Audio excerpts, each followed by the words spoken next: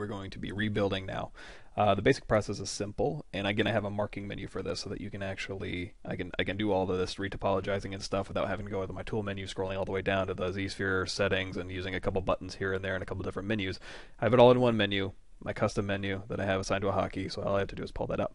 Basically, what you're going to do is append a polygon, or I'm sorry, append a Z-Sphere, and have something showing. Something you can have multiple subtools showing. So whatever you have showing, your Z-sphere's topology, little vertex points, will stick to whatever's on the screen. And then what you're going to want to do is, so you appended the Z-sphere, you're going to want to go to Topology, the Topology menu with your Z-sphere selected, go into Edit Topology, and with that, if you have X turned on, or under Transform you have Activate Symmetry X turned on, it'll symmetrically retopologize an object. And you can just click on your mesh and it'll add topology. Of course, you can hold on Alt and tap a point and it'll delete it and all that stuff. There's tons of videos on this if you want to watch this before I get around to making it. Or E3D, I've done videos on this multiple times. So adaptive skin is what you're going to hit. So you hit A, and that's going to bring up your adaptive skin, and that's going to be that preview of your mesh. So if you hit solo, you'll actually just see the adaptive skin. Now under Edit Topology, if you have that on, you can do a skin thickness. So if you have adaptive skin on, it's going to be grayed out, but you can turn adaptive skin off, crank up your skin thickness, and turn adaptive skin back on, and it'll give you a preview of the actual mesh that's going to export. So what it's going to do is it's going to give you an adaptive skin, and if you turn your subdivision density on your adaptive skin down to 1, that's a 1-for-1 vertex to vertex copy of your Z-sphere. So what you want to do is hit adaptive skin, it'll give you a preview, and if you give it skin thickness, it'll give you a little extrusion. So you've got a polygroup for the top, a polygroup for the extruded faces, and a polygroup for the bottom faces. And that's super useful. I do that all the time. Again, these techniques are a little bit old, so it's great for complex shapes to do that, and then you can crease by polygroup, you can hide points and then crease them. Again, I have crease assigned to hotkeys and stuff, but you can go to the crease menu and you can crease things that way just by hiding edges and then creasing the open edges and then subdividing. And then what I do here, probably a little earlier than I should have, or there's a couple other techniques that I would do nowadays that I wouldn't necessarily do this, but once you have that refined mesh and you've creased it, you can actually go ahead and dynamesh that and keep, see how it's, all the edges are nice and smooth. You can go through there, and instead of using bevel, you can use trim dynamic and bevel those edges if you want to. Again, this was experimentation a year ago. Would I do it the exact same way now that I did then? Absolutely not. But for what it's worth. And I don't go through and show you me retopologizing all of these pieces, but this is a very useful technique for large like broad surface areas that get a little bit wobbly with Dynamesh. This is a great way to go through there and redefine that topology so it smooths a lot nicer. You can crease it and smooth it, and it's super sharp.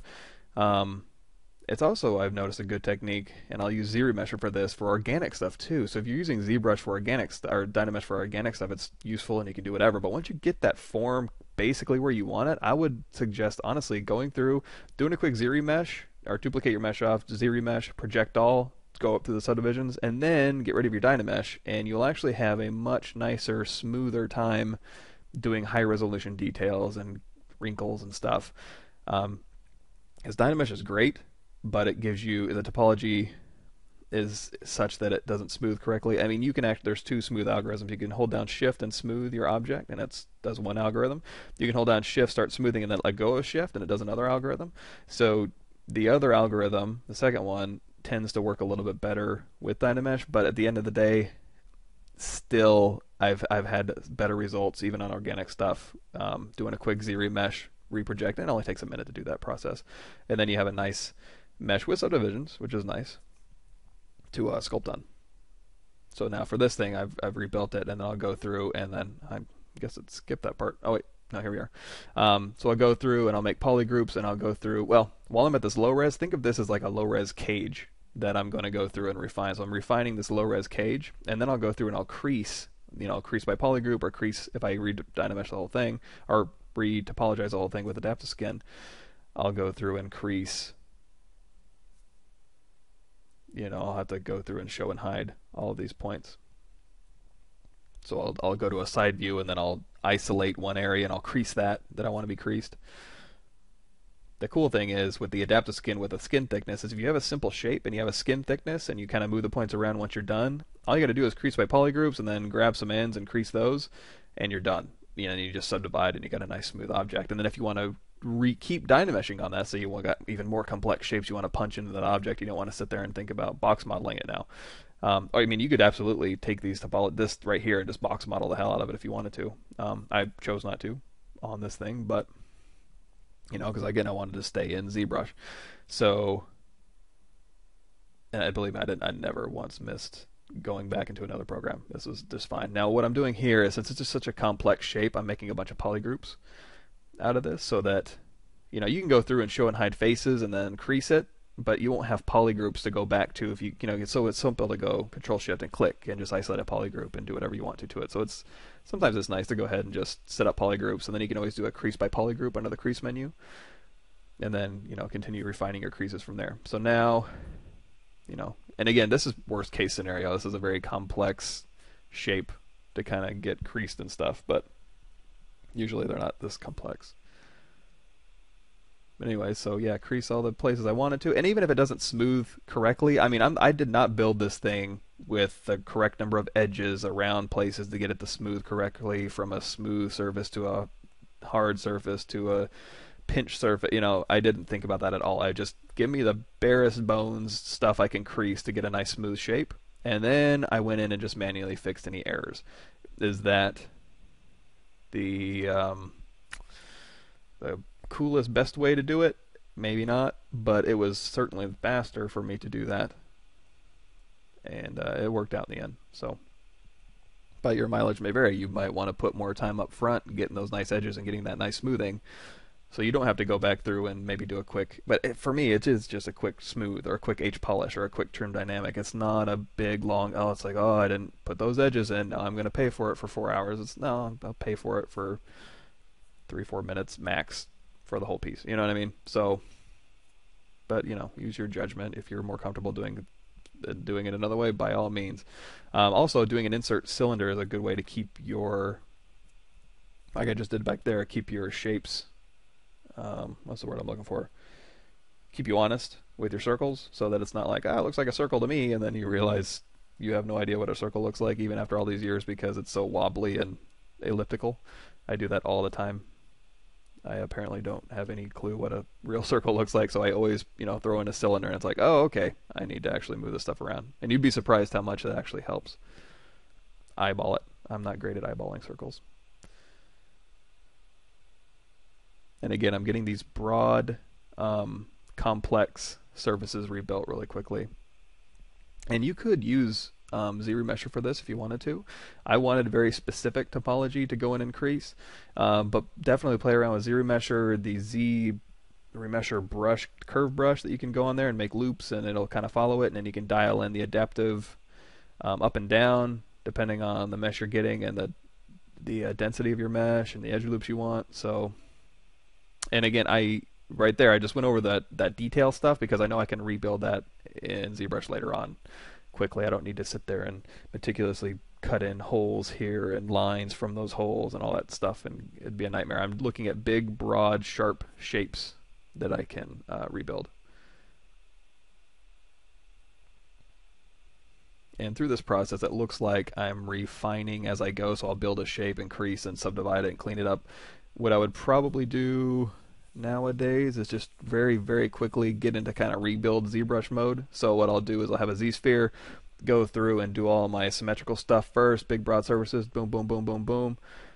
Get that all done really quickly, and what I'm doing is I'm doing a Z-sphere, appending, doing my topology, making it adaptive skin, appending that, maybe even exporting it just to be safe, and then I'll drop that Z-sphere down one, solo, or not solo, but have the Z-sphere and the stuff I want to topologize together visible, and then delete topology on that Z-sphere and just start over again. Just do that over and over and over again. This process, so like the first two processes, the Z sketch and the refined sketch, is probably like, let's say both of those together a day. You know, it took me a day to or it took me, let's say, half a day to concept. Actually, it took me a few hours to concept the sculpty part, the big body there, with the helmet, and then it took me the rest of the day to kind of refine that into a bunch of polished kind of pieces, you know, H polish and trim dynamic kind of pieces split apart. That's a good solid day's worth of work for me. Again, your mileage may vary. You might do faster, you might do it slower. This part is where I kind of slow down. So this is where I'm kind of looking for other ways to do this, because I mean, I don't want to lose my concept phase, because I love doing, that's my favorite part. Cleanup stuff is even more like concepting to me too, so it's just refining my concept, so I don't want to lose that part. It's this rebuilding process. I've learned a couple things since then. Again, this was a year ago, but this rebuilding process is a little bit it's not my favorite thing in the world to do, so I'm always looking for ways to get a nice sub D mesh quickly from a concept mesh. You know, whether that's Z-remesher or whether that's rebuilding or whether it's a combination of the two or another technique completely. You know, I'll be experimenting with that as I go in the future. And again, this is another really weird shape. You know, I don't know. The sculpt was probably looser than it should have been for rebuilding, so I just kind of ran with it. And I don't know. It's a shape. I don't know that it's all that realistic as far as something that would be manufactured, but hey, you know, it's the future. Science fiction, you know, maybe Mitsubishi has a really cool lathe machine that does that stuff now. I don't know. Or what am I thinking? They just 3D print it in steel or titanium by this point. This scientific future that I made up. And this is a good example of just rebuilding one side of this thing and then doing a depth of skin with a skin thickness, and then it would be nice. I mean, what you could do is do an adaptive skin and then go to that back face, isolate it, and then just kind of scale it up a little bit, because by default it's going to follow that face normal in and kind of shrink. And usually when I'm doing this, I want it to kind of expand out instead of shrink down. So an easy way to do that is just isolate that back piece, the inside polygroup, and then just scale that out. And then you're good to go. Go crease, go smooth, subdivide, redynamesh if you want to, or you know, that's your box modeling thing now, so you can take that in another program and add some edges and poke some holes in it or whatever. Now, okay, this is an example of when I rebuilt the topology, I wanted a very specific cut lines, because what I'm going to do is use panel loops on these areas. So I'm going to do polygroups here, and I'm going to use panel loops to very quickly just give me some padding there. So just isolate those, do some panel loops here, and I actually end up maybe even getting rid of, I completely get rid of the underlying. So I just had one single face that was divided into polygroups. Then I use panel loops to go ahead and extrude all of those polygroups into separate objects with a little bit of dividing in between them, and those are automatically creased, so you can go through and crease those edges on the sides that didn't crease. Same thing for this piece here. And you can quickly subdivide those up, and then you have nice quality padding there. And I have fairly bad luck going across symmetry with the topology brush. So what I'll do is I'll kind of topologize half, but I'll kind of go over the midpoint and then just topologize half, and then I'll do a quick mirror and weld to kind of split it right down the middle. So I'm not fighting it. I watch people do topology brush and they do such amazing things with it, and I am the absolute worst at it. I always seem like I'm fighting corners on this thing. And it must be something I'm doing, because, you know, like I said, everybody's better at it than I am. But again, your mileage may vary on topology brush, but it's very useful for really quick stuff like this. Instead of dragging out a Z-sphere and doing that, just very quickly with a topology brush. And the cool thing about the panel loops is it'll give you, you know, go to Pixelogic. There's a ton of panel. I think Dress did a panel loops video. I did a panel loops video. There's probably other people that have done panel loops videos on ZBrush Central on their movies. But you know, go watch those and you'll get a better idea of exactly how panel loops work. That was just a very simple primitive shape so here's another example of quick sculpt, but I'm rebuilding it with primitives and getting it nice and smooth, just to kind of, you know, get a more refined shape. And then once I'm done with that, it only takes a second, but once I'm done with that, get rid of the old sculpt, and now I have a nice refined little shape back here, you know, a little thing that little tab that pulls out with a little hinge in the middle, and it'll spin around, and maneuver and click and whir, and it's all futuristic and mechanical. And that's another thing too that, again, watching this is like, it's mostly just shapes. There's nothing really going on there that makes a whole lot of sense, and that's all stuff that as I continue to grow as an artist, I'd like to make things that make sense and things that actually mechanically work ish. I don't care if they really, really work, but if it looks like they work, then I'll feel good about that. So that'll be, as that's more of that's for me is just experience and looking at reference and making sure I pay attention to and building a library of mechanical things that I can kind of wrap my head around and go, oh, okay, yeah, I've built this before, and on this thing when I made a bulldozer, it was used for this, but on this helmet, the same idea applies, and this hinge attaches to this, and that would look kind of cool. So not only does it look cool, it's got a little bit of functionality, and I think for me that's probably the most exciting thing is it looks cool is number one always, but also if you can also make it look cool and it looks functional, that's like, oh yes, perfect. And we're just subdividing these little pads here.